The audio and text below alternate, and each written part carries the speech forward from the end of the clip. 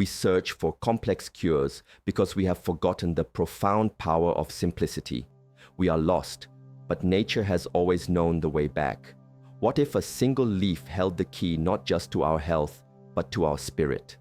The final insight I will share is not about this leaf, but the part of you it awakens. You need to hear this. Ancient wisdom.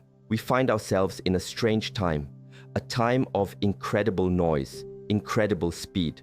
We are always moving, always consuming, not just food, but information, entertainment, the anxieties of the world. Our minds are running, and so our bodies are running too. They are running on empty, running from a sense of deep unease, and so we become unwell. We develop conditions that the modern world gives complex names to: diabetes, high cholesterol, the stubborn fat that clings to our middle, a physical manifestation of the tension we hold within. We see these as enemies to be fought, invaders to be destroyed with harsh chemicals and complicated regimens. We declare war on our own bodies. But this is a misunderstanding. These conditions are not the enemy. They are messengers. They are the body's way of speaking to us in the only language it has. They are symptoms of a deeper imbalance, a disconnection. We have become disconnected from the earth, from the natural rhythms of day and night, from the quiet wisdom that resides within our own selves. We eat without thinking, move without awareness, breathe without truly breathing. We live in our heads, in a world of future worries and past regrets, and our physical form bears the weight of this neglect. The excess sugar in our blood is a reflection of the excess stimulation in our lives. The hardened arteries are a reflection of a hardened, inflexible mind. The fat we store is a physical representation of the emotional burdens we refuse to release. So, when we look for a solution, we cannot simply look for something to silence the messenger. To do so is to ignore the message. The true path to healing is not to attack the body, but to listen to it. It is to understand what it is asking for, and what it is asking for is a return to balance, a return to simplicity, a return to nature. It is asking for harmony. We look for a miracle pill, a quick fix, because we are still trapped in the mindset of speed and ease that created the imbalance in the first place. The real miracle is not in a substance, but in a shift of perspective. It is in the realization that the power to heal is not in a laboratory, but in the garden. It has been there all along, waiting patiently for us to remember. The wisdom we need is ancient. It is written in the patterns of a snail's shell, in the silent strength of a mountain, and yes, in the humble structure of a single leaf. Nature does not hurry, yet everything is accomplished. It does not fight, yet it overcomes all obstacles. This is the model for our own healing. To find this harmony, we must first quiet the noise. We must step away from the chaos and create a space for stillness. It is in this stillness that we can finally hear the message our body has been sending. It is in this stillness that we can begin to understand the profound and simple answers that nature offers. The journey does not begin with a pill. It begins with a single conscious breath. It begins with the intention to listen and the courage to change not just what we consume, but how we live. This is not a new idea. It is the oldest wisdom we possess. For thousands of years, cultures all over the world understood this deep connection. They knew that the plants of the earth were not just food, but medicine, teachers, and allies. They saw the world not as a collection of dead resources to be exploited, but as a living, breathing entity of which we are an integral part. The sickness of the individual was seen as a reflection of a sickness in the community or a disconnection from the spirit of the world. Healing was a holistic process that involved the body, the mind, and the spirit. It was about restoring right relationship with oneself, with the community, and with the natural world. This is the wisdom we must now reclaim. It is time to turn away from the noise and listen to the quiet, profound truth that a simple leaf can teach us. Nature's answer. Consider a tree, a mulberry tree, for instance. It stands in quiet dignity, its roots deep in the earth, its leaves reaching for the sun. It is a perfect embodiment of balance. It draws sustenance from the ground and energy from the sky, transforming them into life. It asks for nothing but gives everything. Within its leaves, it holds a form of intelligence, a chemical wisdom accumulated over millions of years of evolution. This is not the loud, aggressive intelligence of the modern world, but a quiet, patient, and profoundly effective intelligence. The leaf of this tree has been revered in Eastern traditions for centuries, not as a miracle cure, but as a gentle harmonizer, a friend to the body. The science of today is only just beginning to catch up with this ancient knowledge. Researchers have isolated compounds within this leaf, such as one known as 1-deoxyno-germicin, or DNJ. They have found that this compound has a remarkable ability. When we consume sugars and carbohydrates, our body breaks them down with enzymes in our gut. This leaf's wisdom works by gently inhibiting some of these enzymes. It does not block them entirely, which would be aggressive and unnatural. Instead, it slows them down. It teaches the body to absorb sugars more slowly, more gracefully. It prevents the sudden violent spikes in blood sugar that are so damaging, the spikes that exhaust the pancreas and lead to insulin resistance. It is not a hammer, it is a gentle guide. It whispers to the body, be patient, there is no need to rush. This same gentle guidance extends to the way our body processes fats.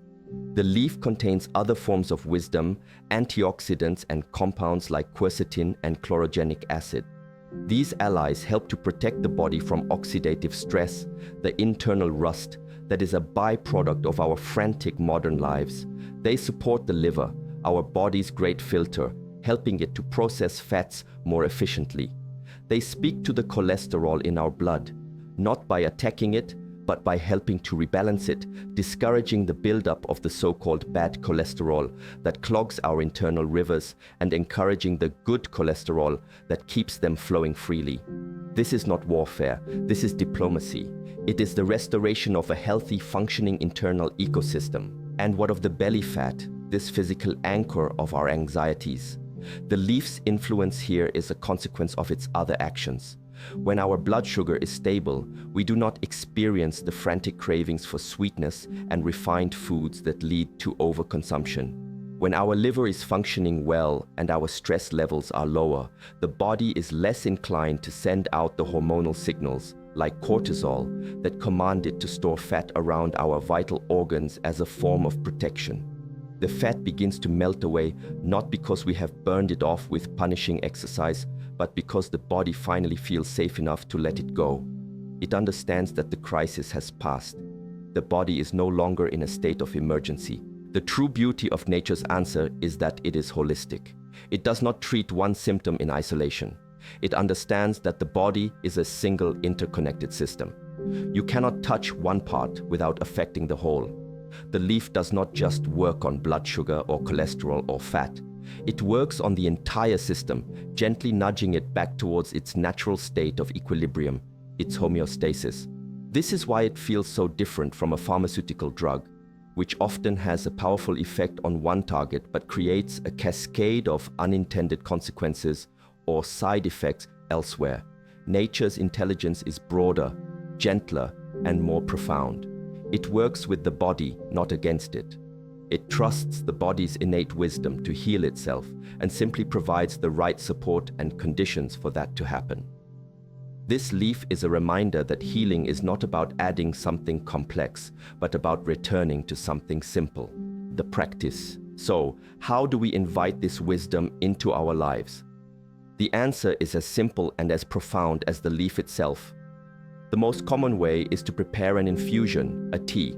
But here, the modern mind can make a mistake. It can see this as just another task to be completed, another supplement to be consumed.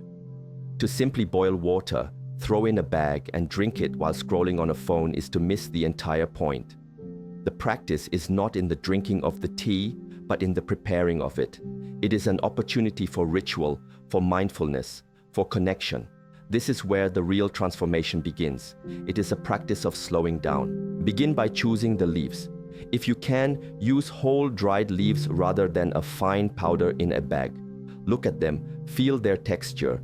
They are brittle, yet they hold an immense life force within them. As you handle them, hold an intention of gratitude in your mind. Gratitude for the tree that grew them, for the sun and the rain that nourished them, for the earth that supported them. You are holding a gift. Treat it as such. Now bring the water to a boil. Listen to the sound. The gentle simmer, the rising energy. It is the sound of transformation. You are not just making tea. You are engaging in a small sacred act of alchemy. Place the leaves in your cup or your pot. Pour the hot water over them. And now, the most important part, watch.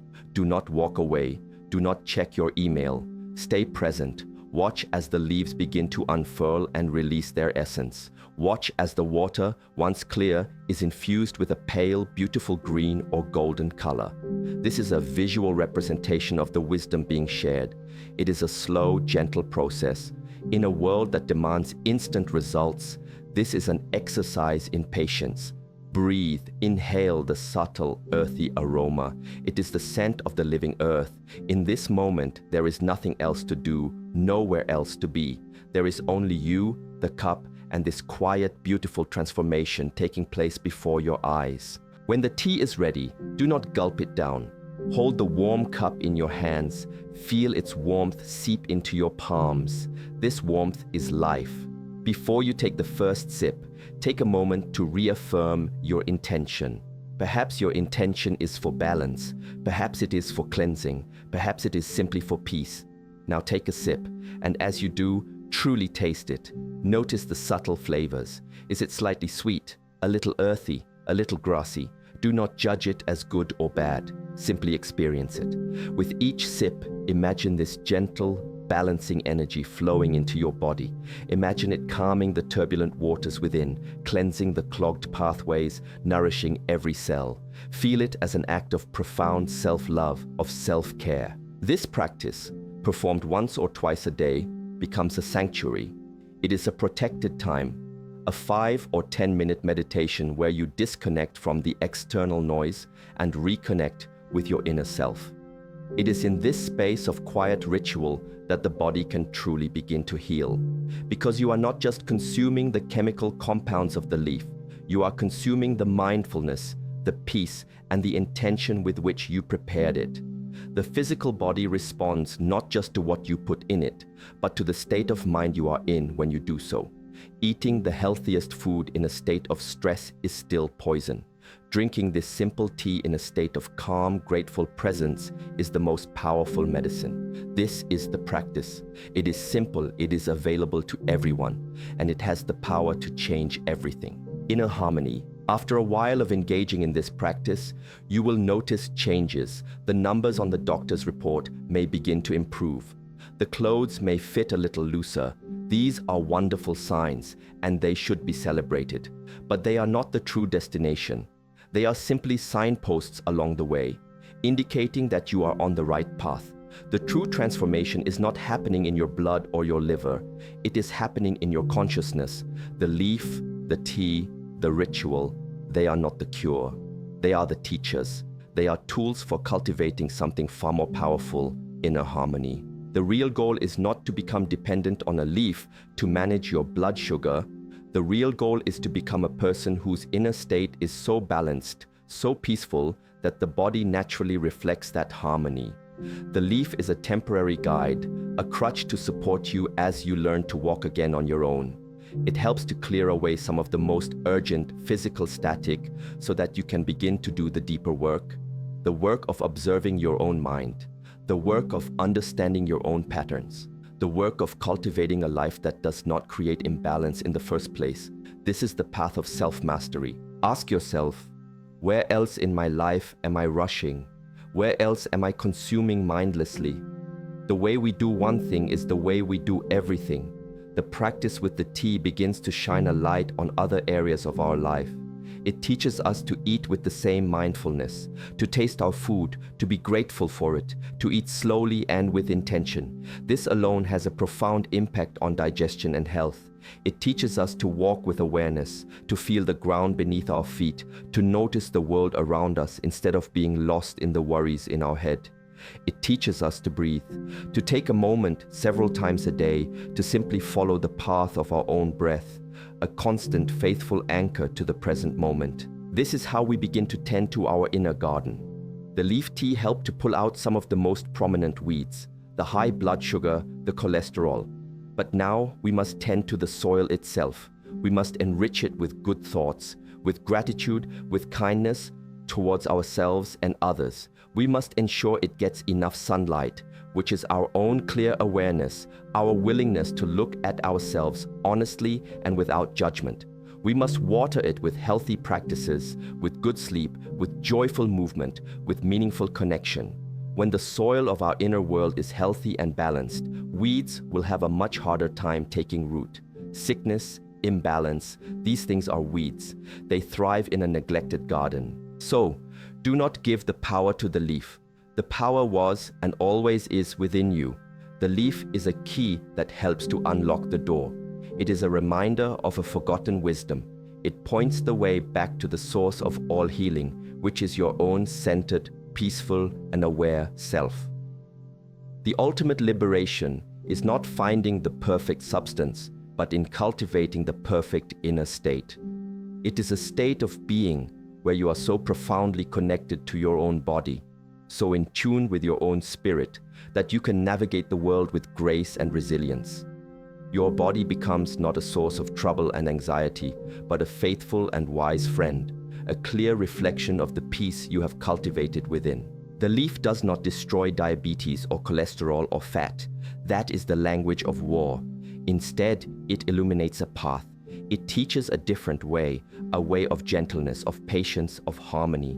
It guides you back to the quiet, powerful, and resilient wisdom that has been resting inside you all along, waiting for you to come home. For years, I fought my body. My type 2 diabetes felt like a personal failure.